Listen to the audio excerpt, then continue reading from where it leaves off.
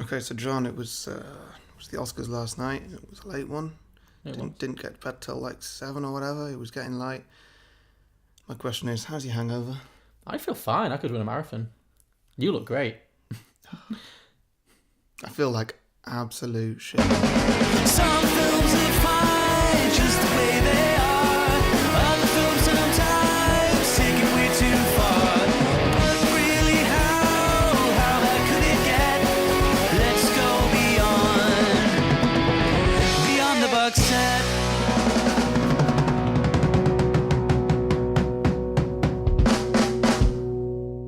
Welcome everybody to Beyond the Box Set, the podcast where we pitch prequels, sequels and spin-offs to films that don't have any.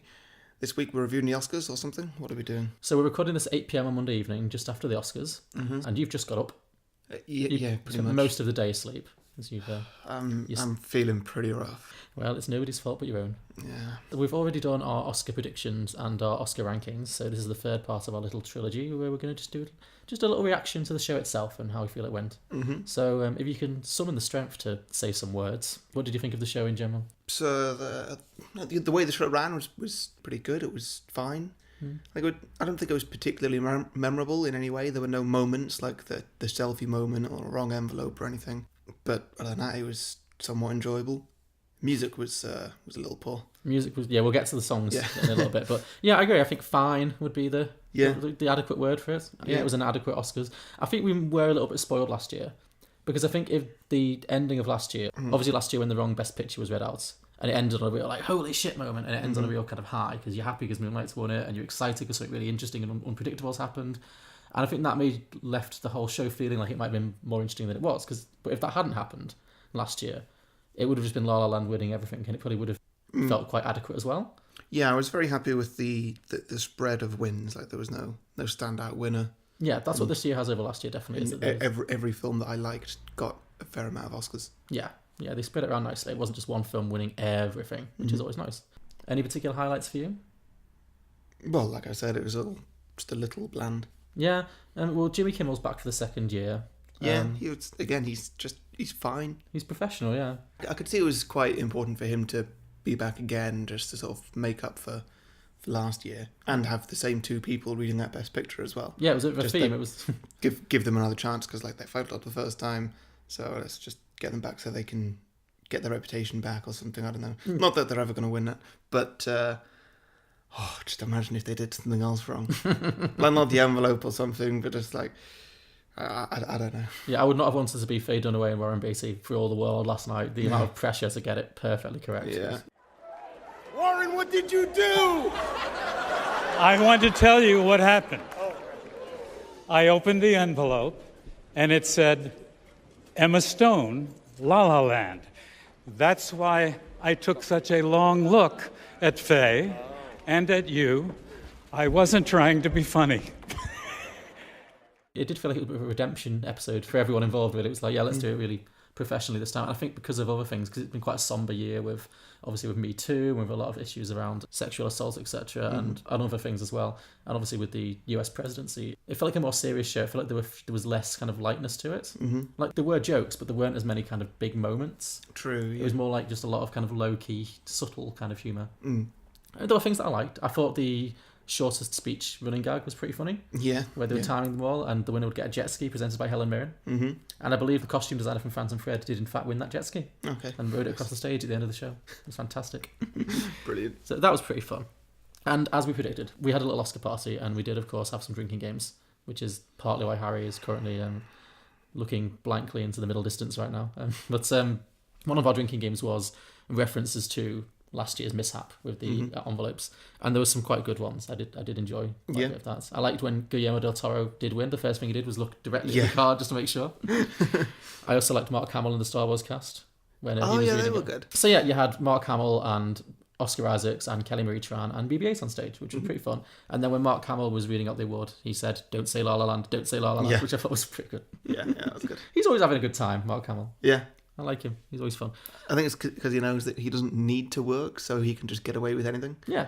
He's already made all the money that he needs doesn't do much work. Yeah, that's it. What work he does, he gets paid millions for. So exactly, he does all this voice work behind the scenes. He's not like, I mean, he's a big star. Obviously, he's an icon, but he's a big star for one particular thing. He's not like, whereas Harrison Ford is, you know, a movie star. Mark Hamill is Luke Skywalker, who also has his sidebar in voice work in animation. So I think he seems like a normal, down to earth, quite fun guy, quite relaxed about himself and his own career. And just every few years he gets to pop up and be on stuff like this because people love him. And he just always has a good time. He's always fun. And the Oscar goes to... Don't say La La Land, don't say La La Land. Dear Basketball, Glenn Keane and Kobe! Yeah, there was some good hosts, I thought. I enjoyed Tiffany Haddish and Maya Rudolph. They were really fun. yeah, they're good. I think they should host next year. Or maybe the Golden Globes. They should host something together. They were really... Sure, but I never watched the Globes. No, true. No, they should host the Oscars. They were really funny together. They had good chemistry. And I just find Tiffany Haddish to be endlessly hilarious. Yeah. She's great. Yeah, I guess they were the main highlights. Nothing like uproariously hilarious, but some funny moments. I liked the joke they made at the start of just like, well, we're not going to play music to get you off stage. We're just going to have this guy run out on stage and say, get out! Get out! I really wish they'd been true to that. It would have been really disrespectful, but really funny. He just kept running out, like, get out, get out. Or if they just found the right person who could take it and just did it once. Yeah, exactly. I mean, you couldn't do that in the middle of Frances McDormand's speech. That would have been horrible. But like, or James Ivory, the old 97-year-old. There were a lot of age jokes in this, weren't there? Oh, that was a runner with Christopher Plummer. Oh, you'll be dead soon. Yeah. Like... And like it's the 90th Oscars, and Christopher Plummer was fresh or something. I don't know. Yeah, there were constant references, and even Marie Saint came on as well and mentioned that she was older than the Oscars. Yeah, it's like, ooh, wow. Yeah, well done. You know, the very first Oscar ceremony was held right across the street at the Roosevelt Hotel back in 1929. And Douglas Fairbanks Sr. was the host of the show, and this was his opening joke. Christopher Plummer is tonight's youngest nominee. Still holds up. Cool, so shall we look at some of the awards then? Well, we've still not talked about the music in this. We'll do that when we get to this. As in just for performances. Oh, sure, okay. Okay, great, so let's talk about that then, because you're keen to talk about the music, so... They were just all so disappointing. They were. Because of the people we were watching it with, nobody had seen Coco other than you and me, I don't think. So we both was like, oh, we want Remember Me to win. We really want this to win. And then they played it. And it was like, it was good in the film, really. Did Gael Garcia Bernal sing it in the film? I have no idea. Because he was terrible. He was. He was so out of tune and he seemed really nervous. He seemed like he was just talking. Yeah, it was a very uncomfortable moment. But I did then feel a little bit better when This Is Me was also subpar. Yeah, it was better. It was better than... Yeah, it definitely was. Remember Me on the stage, but it's still... It was also like, this was better in the film. Yeah. It felt like maybe the sound mixing was off or something. I don't know, I'm not an expert on these things, but, no, but there must be a reason why all of them were a bit flat. No, I think they're just all... No one brought it. Yeah. Because what were the other ones? There was Mary J. Blige. She was good. It was just she was really good. It was kind of a boring song, but she delivered it well, as she always does. And same Sufjan Stevens. I really liked the song, but I think it was a bit too somber for the occasion. It felt like out of place. Yeah. And what was the fifth one? I can't even remember. Don't know. Well, clearly it was forgettable. Yeah. There was another one. It didn't win. I can't remember what the performance was or who sang it. So. Yeah. Well, let's just make this one our first category to talk about. Okay, cool. Yeah, so I was overjoyed that Remember Me won. Yeah. Particularly because, like I said, I was like, oh God, it was much better in the film, really, trust me. And then it won, so like, it was better in the film. Luckily, they weren't voting on the night. Yeah. If that had been the case, it probably would have been This Is Me. Yeah. Yeah, it was a deserved win, absolutely. It's a really nice song. And that meant Coco actually won every award it was up for. Oh, did it? Which is only 2, but still, good play for Coco. Yeah. Well done. Yeah, it was good, because that one really played at very specific emotional points in the film, whereas This Is Me, not so much, really. No, This Is Me. I mean, This Is Me was the big song from the film, but it was... Like, it didn't make me cry. No, absolutely not. Not at all, no. It felt kind of shoehorned in. It didn't even affect the plot that much, whereas Remember Me is really tied to the plot of Coco. Yeah. Whereas This Is Me is sung by a secondary character who doesn't really get a lot of development in the film. And I guess it's kind of the theme of the film in a way, but yeah, it's a bit under the bell. I've said before, it sounds like a Eurovision song, which is no criticism, but it's something you've heard a million times before. Yeah. Whereas Remember Me, it was quite sweet and different. I liked it. Yeah. Cool. Yeah, I was happy with that.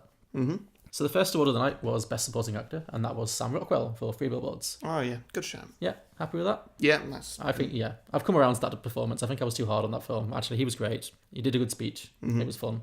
Deserved to win, and he's a great actor. And we should do more Sam Rockwell films. We should do Moon sometime. Definitely. Yeah, I'd like to. Great. Well, watch this space, listeners. Best makeup and hair, no surprise here. That was The Darkest Hour. Best achievement in jowls, basically. Yeah, I mean, it was good, but just the quality of the film really took it away from me. Yeah, that became our little hate film this year. Not that I think it's terrible, but that was the one that we didn't feel like deserved much of anything, really. And I mean, the makeup was undeniably impressive, so I guess it deserved it, but it was kind of like, well, that was always going to win. It's always boring when you know what's going to win from the start, and there's no question of anything else winning. Costume design, our jet ski winner, that was Phantom Thread. Which, fine. Like, I mean, it feels like an obvious choice. It's a costume-based film. I've said before, I don't think the costumes were as fabulous as I would have liked them to be. They were a bit plain, but yeah. I mean, out of the other categories, Beauty and the Beast, Darkest Hour definitely not. Beauty and the Beast was okay. There were some nice dresses. Yeah. Shape of Water, yeah, but there were no amazing costumes unless you do count the fish costume, which I'm not sure if that qualifies as a special effect or as a costume. It's a special effect, I think. Yeah, everyone else was just wearing. It's when they showed the visual effects thing in the BAFTAs, they showed making that character. So can't have costume and CGI, surely. Fair enough, yeah. And I guess, one would assume. I mean, it did create a good sense of space and time in the other costumes, but none of them really. Not a film that made me think about the costumes particularly, what people were wearing. And Victoria and Abdul, which I did not see. That's cool. Best documentary winner, Icarus. Didn't see it. It's a Netflix one apparently, so that is notable for Netflix having now won an Oscar, because Netflix have been a little bit snubbed so far because people still look towards cinema releases, mainstream cinema releases. So maybe this is going to be a little breakthrough for Netflix and other streaming services. Maybe they're going to take over now. So we'll see. Best sound editing, Dunkirk. Well, should we just cover them both at the same time? Best sound editing and best sound mixing. Same 5 nominees, same winner, Dunkirk. Same presenters as well. God. Yeah. Why? They 2 separate awards. Well, they whizzed through it, didn't they? Or could they just at least explain what the difference is? Yeah. Because then people would know. And, things like, I said this last night, but makeup and hair could be 2 separate awards. Yeah. Not that it necessarily needs to be, but it makes more sense and it's more obvious. Yeah, absolutely. What the difference is. I would love a category for best wig. That would be my favourite category in all the Oscars. Like. Yeah. Well, a makeup and hair, would it be the same people doing it? I think it depends. I think definitely there are professional hairstylists and there's professional makeup artists. Yeah. And sometimes there's crossover. But I'm sure the sound mixers and the sound editors, I mean, there was different people who came up and accepted it, so maybe it's 2 completely different jobs. I don't know. Yeah. It felt like something that this category could easily be shifted into the non-televised section. Right? Yeah. But yeah, those were 2 of Dunkirk's wins, which I'm glad it picked up some technicals because it didn't really do anything it had no acting nominations, didn't win picture or director, so I'm glad it picked up some stuff here. And the sound, I mean, we saw it in IMAX and it definitely deserved the sound. We talked about that in our last episode. Very much deserved. Bit of a shame for Baby Driver, but not. Yeah, but that was the only thing it was ever potentially going to win, and it didn't. But not the end of the world. Though. No, I'd rather have Dunkirk have a few Oscars than Baby Driver. Production design, Shape of Water. Yeah, I'm absolutely fine with that. Yeah, it looked really nice. I don't fully know what production design is. I think it's like the sets. Yeah, that's what I was thinking. Yeah. But... And it did have, it took place in 2 or 3 different locations, specifically her flat and the lab. And I think they both had a real good sense of place. Yeah, I would say so. Looking at the other categories, the other nominees there, I think we both wanted Dunkirk again, because that did a very good job of creating that sense of where it was. Yeah. And also Blade Runner, which I watched it in the end. I thought it was quite visually impressive, but that's fine. Shape of Water, happy with that. Foreign language film, Fantastic Woman, didn't see it. Sure, but good whatever, for them. Yeah, sorry. We were watching with a Swede though, so she was very disappointed that The Square didn't win. Oh yeah. Best supporting actress, no surprises there. Alison Janney. Yeah, very good. I would have preferred Laurie Metcalf, having now seen all but Mary J. Blige in this category. Alison Janney's definitely my number 2. For me, it was very close between them. I just couldn't pick. Yeah, it was 2 different performances. Alison Janney was kind of being quite campy and over the top, whereas Laurie Metcalf was very layered and subtle. All I would say is that hers felt a little bit more one note to me, whereas I felt like Laurie Metcalf's performance was very human and real, which I personally preferred, but it's nitpicking. Alison Janney's a great actress, and by no means resent her having an Oscar. So, and it was a great film. I think I, Tonya, we won't talk about that again because it had nothing else. I really think I, Tonya should have been one of the best picture nominees. Yeah, me too. I would rank it definitely clear in the middle. I'd definitely place it above stuff like The Post or Phantom Thread or Darkest Hour, totally. Much better, more interesting film. It's kind of like The Disaster Artist, but for skating, I felt. Kind of a similar vibe. Yeah, I guess. Best animated short, Dear Basketball. Great. Sure, whatever. Move on. Moving on, yeah. All I know about that is that it was the basketball player Kobe Bryant. Okay. So I know he's famous, but in America, and we're not American, so no opinion, sorry. Best animated film, Coco. Good. Happy, yeah? Of the ones we saw? Of the one we saw? Yeah. It's the only one we saw. But I know you were quite keen on the idea of loving Vincent, but we never got around to watching it. But yeah, Coco was great. We watched it last week and we both cried. We both really enjoyed it, and it was just a great film. Good for them. Pixar continues to deliver. Although this award, I always get a little confused as to whether it's awarding the animation or awarding the film in an animation category. Yeah. I really think it should be awarding the animation over which is the best film in this category, because, you know, potentially Boss Baby had incredible animation, but because it was a subpar film compared to Coco, it didn't win. Yeah. I'm not saying that it should have done, like I've not seen it, but animated films can win Best Picture. Like Toy Story 3 was nominated for Best Picture. Yeah. And so it seems a little unfair if it can also win Best Animated Feature for the same thing, really. I think it is Best Overall Picture because it's like I think it's like the foreign language film category. Every so often you'll get a foreign language film that will be nominated for Best Picture, but it's very rare. Sure. Mostly they'll get shoved into Best Foreign Language Film instead. Okay, yeah. Which feels a little bit unfair. So yeah, maybe they should have two categories here. Maybe just shove out sound editing and have Best Animated Feature Film and Best Achievement in Animation. Yes, that makes like not makes so sense. Explicitly just for animated films, not for like CGI or films that are live action, but explicitly for films like these.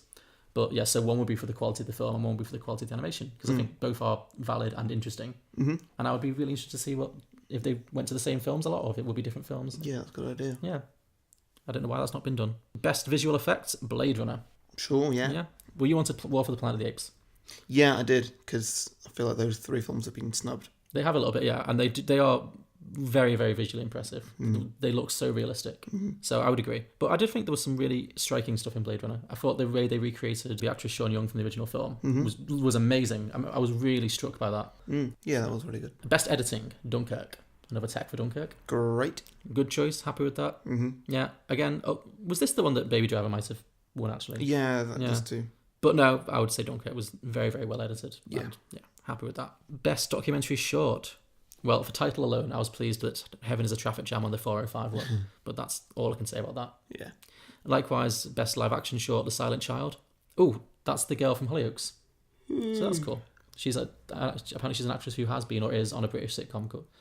Has been or is on a British soap opera called Hollyoaks, which is kind of like As the World Turns or something for American listeners, I think. So it was kind of novel to see her win an Oscar. But I only found that out after the fact. I didn't know who she was. But cool, good for her. Best adapted screenplay. This was the sole win for Call Me by Your Name. Oh yeah. Yeah. Yeah, I was happy with this, but I really wanted this to be Logan's category. Yeah, it's the only thing it was nominated in, right? Or Molly's Game. I thought Molly's Game was really well written. Yeah. Yeah. And both of those films are better than some of the best pictures. 100%, yeah. Yeah, I'm naturally quite sad for Logan. Yeah. Again, I've still not seen it. I will at some point, I promise. But yeah, I mean, but I don't. I'm glad Call Me by Your Name got something. As much as I had some problems with it, I do think it was quite a lovely film, and it was nice to see James Ivory get up there and get to give his speech and acknowledge his writer and his partner, who both have passed away in recent years, Ishmael Merchant. They were part of Merchant Ivory together, who made a lot of really great films in the 80s and 90s. And Ruth Prower Javala, I'm terribly sorry, the writer who wrote a lot of his films, he dedicated it to both of them, and it was very sweet. So great. Ooh, this was a good one. Best original screenplay, Get Out. Yes. Really happy with this. I think this was a little bit of a surprise. What, the film, or that it won? I don't think this was anticipated that this would win this one. Really? Who else was in it? It was The Big Sick, Lady Bird, The Shape of Water, and Three Billboards. Oh yeah, I wasn't really expecting Get Out for that one. No, I don't think. But I think it deserves it.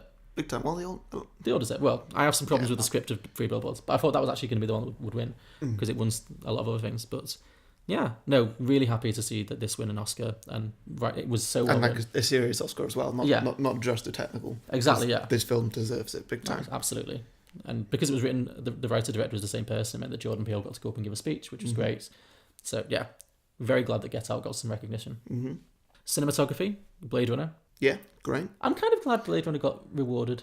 Yeah, I'm happy for that too, but that one I really felt was going to be Dunkirk's. Yeah. I was watching Dunkirk in the cinema all 3 times, and I was just completely lost in the cinematography in it. Just some of the shots that they were doing, and a lot of it comes down to production design as well, with how they were doing it and the different props they were using, and it all looked incredible. But I don't think that Blade Runner didn't deserve it. They definitely earned their Oscar. What I would say was watching watching Dunkirk, I was like I was very impressed by the cinematography. I thought it looked fantastic, and I was also drawn in by the story. Whereas Blade Runner, I was kind of like watching the film like, this film looks fantastic. I'm bored. Yeah. But it looks great. Yeah. So, yeah, I guess fair enough. It got the award for looking great. And I guess it's to make up for the fact that it kind of bombed at the box office. But it was an ambitious film. So I think I'm glad it got a few awards just to, because I like people trying to make interesting films. And I like Denis Villeneuve. He made Arrival, my top film of last year. So, yeah, I hope he gets to make more cool, interesting sci-fi stuff. This one didn't quite hit the mark for me, though. No. But it did look great. So, best score, The Shape of Water. Sure, yeah.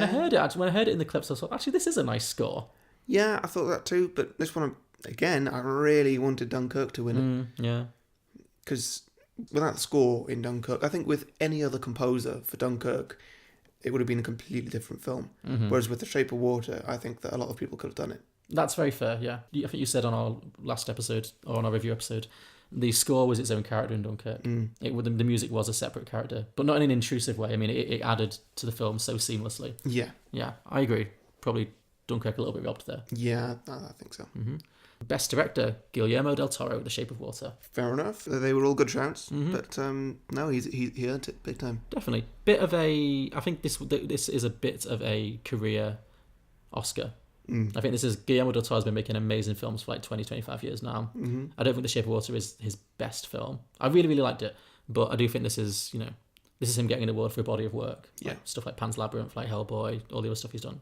Of the other people, Jordan Peele I would have liked to see win it for Get Out. I would have really liked him. Yeah, that would have been good. Christopher Nolan also, but again, it would have been maybe a body of work award. But yeah, speaking of body of work awards, Best Actor, Gary Oldman, Darkest Hour. Oh God, Gary Oldman did so well this season. He did. Why did people like him so much in this? I don't Again, I really feel like this is really him getting the award for his career, particularly for Tinker Tailor Soldier Spy, which he was nominated for, I believe, and didn't win. Again, and I guess because of the prosthetics were so impressive, but I found like I lost him in the prosthetics. Yeah. It wasn't like he was bad, but I never really felt like I was seeing into Churchill's soul. And I think a good actor, which I think he is a great actor, a lot of the work that they do that really lets you into them when you're watching a film and a great performance is in the face. And because his face was so obscured, like his real face underneath all of that stuff, it distanced it for me a little bit. So I just didn't really buy into it. Yeah, same. Like, great, Gary Oldman, great actor, great career, deserves to be among the Oscar winners. But I would have given this to Timothée Chalamet or Daniel Kaluuya over Gary Oldman for this particular performance any day of the week. Daniel Kaluuya for me, all the way. Yeah. That's like a starter and it anchors the film. Would not have given this to Denzel Washington because I did finally watch Roman J. Israel and it was boring. A boring film. Great. And he was a little bit hammy in it. So I do think maybe Denzel's got to the Meryl Streep stage now where he's getting Oscar nominations just for showing up. But yeah, wasn't a fan of that one. No. But it was never going to win. It was total filler. Best Actress, Frances McDormand. Yeah, lovely. This was my pick for Best Acceptance Speech. I forgot to ask, any of us that stood out to you, acceptance speeches wise? No, not really. Francis. Yeah, most of them played it quite safe, didn't they? Yeah. But yeah, this one was good. It wasn't like Viola Davis good, but it was good. I like the fact that she made all the women stand up. And she was talking about policies in contracts to ensure diversity in films. I always knew that she'd have something to say, and she did it in a way that didn't feel like smug or heavy-handed. Yeah. It was just, she's very straight down the line, which I like about her. I also like that they switched the order around and did Best Actor before Best Actress. Yeah, that felt very pointed and deliberate, and I was glad they did it. They should alternate every other year, I think. They really should, yeah. Because there's no reason why not. Yeah. And finally, the big one, Best Picture, Shape of Water. Yeah, did it, didn't it? It did do it. Well, I mean, it earned it, but it was...